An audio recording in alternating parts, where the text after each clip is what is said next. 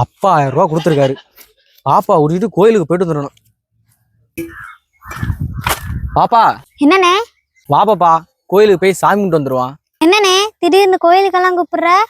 அப்பா சாமி கிட்ட வேண்டிக்கிட்டாராம், என் பையன் 12ஆவதுல பாஸ் ஆயிட்டா உன் கோயிலுக்கு வந்து சாமி கும்பிட்டு என் பையன் கையாலே 1000 ரூபா உண்டியல போறேன்னு வேண்டிக்கிட்டாராம். இங்க பாரு, அப்பா 1000 ரூபா கொடுத்துருக்காரு. அதுக்கு தான் வா கோயிலுக்கு போய் சாமி கும்பிட்டு வந்துருவான். அண்ணே, நீ பரீட்சையில நல்ல மார்க் எடுத்தது ஆசிரியர் கொடுத்த அறிவுனாலையும் உன்னோட முயற்சினாலையும் தானே.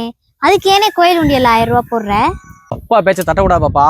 கோயில் உண்டியல 1000 ரூபா அப்பா போட சொன்னாரு, அப்ப நீ போடக்கூடாதுங்கிறியா? ஐயோ, நான் அப்படி சொல்லலனே. அண்ணே, அம்மா அப்பா நமக்கு கோயில் மாதிரினே. நமக்கு பாடம் சொல்லி கொடுக்குற ஆசிரியர் நமக்கு சாமி மாதிரினே. இவங்க 3 பேரை வணங்கினாலே நம்ம எங்கேயோ போயிடலாம்னே. பாப்பா இந்த காசை கொண்டே அப்படியே கொடுத்துட்டு வந்துடவா? ஐயோ அண்ணே, அப்பாட்டெல்லாம் கொடுக்க வேணாம்.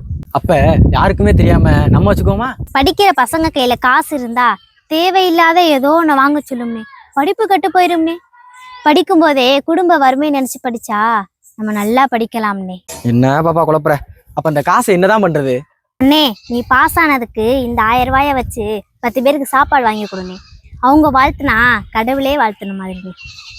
நம்மை பெற்ற தாய் தந்தை வீட்டில் நமக்கு கோவில் என்றால் ஒவ்வொரு பள்ளியிலும் மாணவர்களுக்கு ஆசிரியர்களே கடவுள்.